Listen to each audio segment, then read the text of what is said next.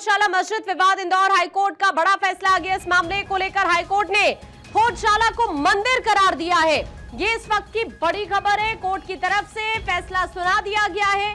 बड़ी जानकारी, हाल ही में ये पूरे विवाद को लेकर कोर्ट में सुनवाई हुई और कोर्ट ने इस मामले में बड़ा फैसला सुना दिया है। ये बड़ी खबर हम आपको इस वक्त बता रहे हैं।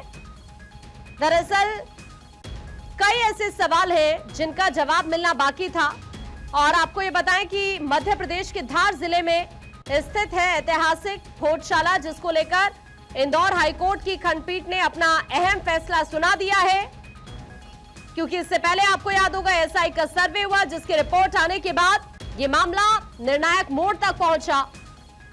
वाग्देवी मंदिर या कमल मौला मस्जिद, ये सवाल सभी के जहन में चल रहा था और आज के इस फैसले पर सभी की निगाहें टिकी हुई थी। और आज कोर्ट में सुनवाई हुई और हाईकोर्ट ने भोजशाला को मंदिर करार दे दिया है। फैसले का इंतजार हो रहा था। इस मामले में इंदौर हाईकोर्ट की तरफ से फैसला सुना दिया गया है। सुरक्षा की दृष्टि से धार और आसपास के जो संवेदनशील इलाके हैं, यहां पर भी पुलिस बल की तैनाती की गई है। क्योंकि हिंदू पक्ष की तरफ से इससे पहले दावा किया जा रहा है कि ये प्राचीन वाग्देवी मंदिर है, जबकि मुस्लिम पक्ष इसे कमाल मौला की मस्जिद बताता रहा है। आज के इस फैसले पर सभी की निगाहें टिकी हुई थी, क्योंकि पूजा या फिर नमाज का अधिकार, किस पर फैसला होगा, हर किसी के मन में यही सवाल चल रहा था। आज इंदौर हाईकोर्ट ने फैसला सुनाते हुए भोजशाला को मंदिर करार दिया है। भोजशाला संरक्षित इमारत है, ये क्लियर है। हाईकोर्ट की तरफ से कह दिया गया है। भोजशाला को लेकर ये बड़ा फैसला कोर्ट का, पूजा का अधिकार हिंदुओं को यहां पर दे दिया गया है। धार भोजशाला में भोजशाला विवाद पर यह अहम फैसला, मंदिर करार देते हुए भोजशाला को कोर्ट ने पूजा का अधिकार यहां पर दे दिया है। देखिए, आपको याद होगा लगभग 98 दिन तक सर्वे चला था, जिसके बाद एएसआई ने अपनी डिटेल रिपोर्ट अदालत को सौंपी थी। रिपोर्ट में परिसर के नीचे दबे अवशेष, मूर्तियां, दीवारों पर उकेरी गई लिपियों का विश्लेषण किया गया। क्योंकि हिंदू पक्ष ये कहता आ रहा था कि सर्वे में मंदिर होने के पुख्ता प्रमाण मिले। हालांकि मुस्लिम पक्ष ने इससे पहले सर्वे की प्रक्रिया को भी लेकर सवाल जरूर उठाए थे।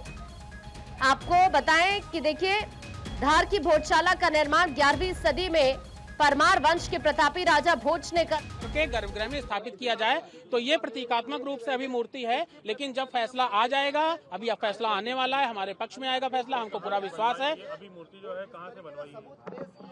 ये मूर्ति माता वाग्देवी की मूर्ति हर घर में आपको मिलेगी, हर भक्त के घर में मिलेगी मूर्ति आपको।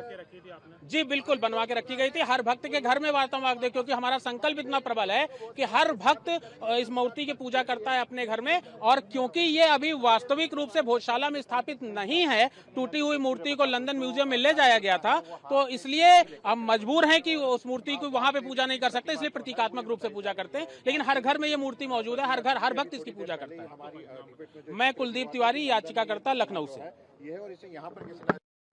लखनऊ की याचिकाकर्ता हैं, जिन्होंने अब से कुछ देर पहले ये स्टेटमेंट दिया जो इस वक्त आपने सुना। इन सभी को उम्मीद यही थी कि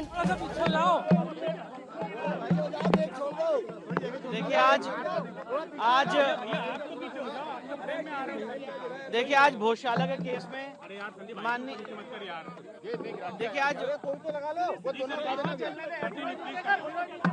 देखिए आज आराम से थोड़ा सा शांति रखिए। छोड़ दो, आप उठा लेंगे वो। देखिए आज भोजशाला के केस में ऑनरेबल इंदौर हाईकोर्ट का बहुत ही ऐतिहासिक फैसला आया है, जिसमें ऑनरेबल इंदौर हाईकोर्ट ने जो एएसआई का 7 अप्रैल 2003 का ऑर्डर है उसको पार्शियली क्वैश किया है और हिंदू समाज के लोगों को वहां पे पूजा पाठ का अधिकार दिया है। कोर्ट ने भोजशाला कॉम्प्लेक्स को राजा भोज का माना है, एक सरस्वती स्कूल माना है लर्निंग का। साथ ही साथ इसमें सबसे महत्वपूर्ण बात यह है कि भोजशाला के केस में जो हमारी मांग थी कि वहां से लंदन के म्यूजियम से मूर्ति वापस लाई जाए, कोर्ट ने कहा है कि सरकार इस रिप्रेजेंटेशन को कंसिडर करे। और साथ ही साथ कोर्ट ने यह भी कहा है कि जो मुस्लिम पक्ष हैं वो सरकार को रिप्रेजेंटेशन दे सकते हैं। जो रिस्पोंडेंट नंबर 8 है मौला कमालुद्दीन की तरफ से, और उनको अल्टरनेट लैंड देने के लिए सरकार उस पर विचार करे। पर सबसे महत्वपूर्ण बात यह है कि कोर्ट ने यहाँ पे हमें पूजा पाठ का अधिकार दिया है। मैनेजमेंट के लिए सरकार को कहा है कि वो उसके मैनेजमेंट के लिए चीजें देखे, और जो एएसआई का ऑर्डर था 7 अप्रैल 2003 का, जो यहाँ पे नमाज की अनुमति देता था, उसको कोर्ट ने सिरे से खारिज कर दिया है। अब वहाँ पे सिर्फ पूजा होगी, अब वहाँ पे सिर्फ पूजा होगी। उस पूरे परिसर का जो स्वरूप है वो एक हिंदू मंदिर का स्वरूप माना है कोर्ट ने, सरस्वती मंदिर का माना है। आज भी नमाज हुई सर वहाँ पर? ये आज आखिरी दिन था, क्योंकि अब आज कोर्ट का ऑर्डर आ गया है। कमाल मौलाना परिसर को लेकर के क्या कहा गया है? पूरे कमाल मौला जो ये भोजशाला परिसर है, बाहर का जो एक और कमाल नहीं, उसके लिए कुछ नहीं कहा गया। वो तो यहाँ पे सब्जेक्ट मैटर भी नहीं था। कोर्ट ने मौला कमालुद्दीन को ये कहा है कि वो अल्टरनेट लैंड के लिए सरकार को प्रत्यावेदन दे सकते हैं और सरकार उसको कंसिडर करेगी। मतलब मूल बात यह है कि इस पूरे परिसर को जो हमारी मांग थी, हमारे हर एक आर्गुमेंट को कोर्ट ने माना है और इसके स्वरूप को एक हिंदू मंदिर का परिसर घोषित किया। मुस्लिम पक्ष का किसी प्रकार का कोई अधिकार नहीं है उस पर? नहीं, कोई अधिकार नहीं है। और मुस्लिम पक्ष के लिए कोर्ट ने कहा है कि अगर वो चाहें तो सरकार को रिप्रेजेंटेशन दे सकते हैं, और अल्टरनेट लैंड देने के लिए धार के अंदर कहीं भी सरकार उसको कंसिडर करे। अल्टरनेट लैंड दी जाएगी?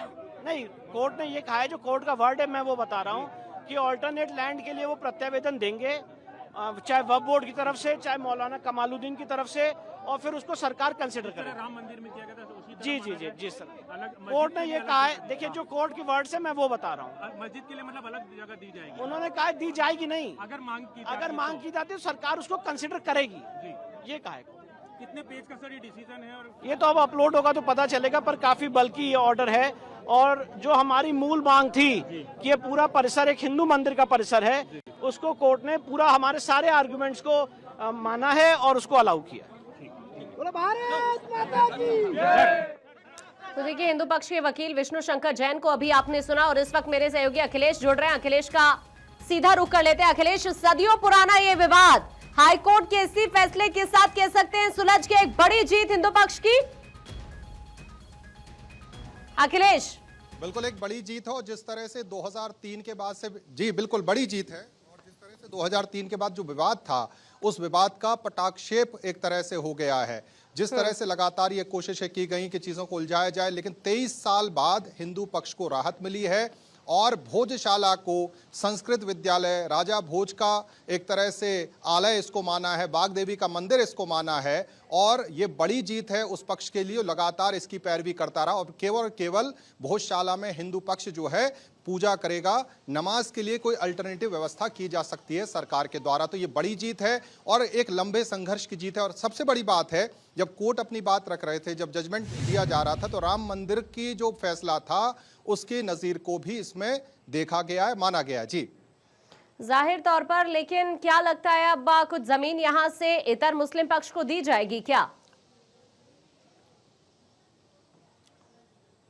लगता नहीं, क्योंकि जिस तरह का जजमेंट है, हालांकि पूरी कॉपी आना बाकी है, लेकिन जिस तरह का जो जजमेंट है उसमें यह है, जैसे हमने बाबरी मस्जिद के फैसले में देखा था कि बाबरी मस्जिद के लिए कहीं और जमीन दी जा सकती है, तो जो एक अलग तरह की जो डिमांड है, अब ये देखना होगा कि इसको चैलेंज किस तरह से किया जाएगा मुस्लिम पक्ष के द्वारा। लेकिन जो बड़ी जीत है, एक बार मुझे आपको यहाँ पर अखिलेश रोकना पड़ रहा है। इस वक्त सुमित मेरे सहयोगी ज्यादा जानकारी के लिए जुड़ रहे हैं। सुमित, कोर्ट की तरफ से क्या क्या कहा गया है, विस्तार से जरा बताइए।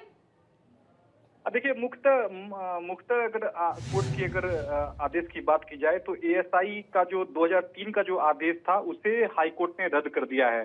इस आदेश में सीधे तौर पर कहा गया था कि हिंदुओं के पूजा के अधिकार को प्रतिबंधित करता है ये आदेश, और मुस्लिमों को नमाज अदा करने की अनुमति देता है।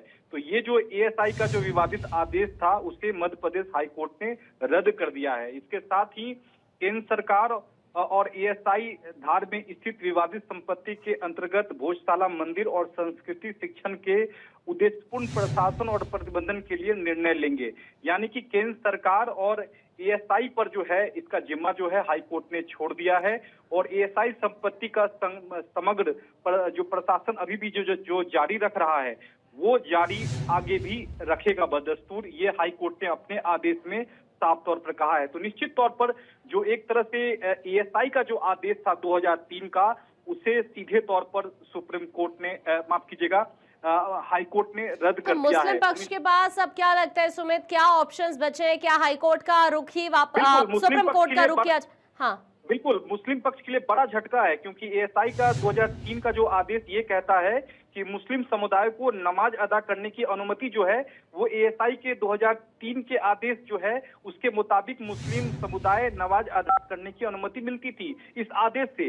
तो अब इसी आदेश को जब हाईकोर्ट ने रद्द कर दिया है तो मुस्लिम पक्ष को एक बड़ा झटका है और जल्द ही ये मामला सुप्रीम कोर्ट पहुंचेगा। इस आदेश के खिलाफ सुप्रीम कोर्ट में जो है वो निश्चित तौर पर मुस्लिम पक्ष अपील करेगा। लेकिन यहाँ इस पूरे अगर फैसले की अगर हम बात करें तो ये मुस्लिम पक्ष के लिए बहुत बड़ा सेटबैक है क्योंकि अब नमाज जो अदा जो है वो करने की इजाजत नहीं होगी मुस्लिम पक्ष को क्योंकि एएसआई के 2003 के आदेश को मध्य प्रदेश हाई कोर्ट ने रद्द कर दिया है।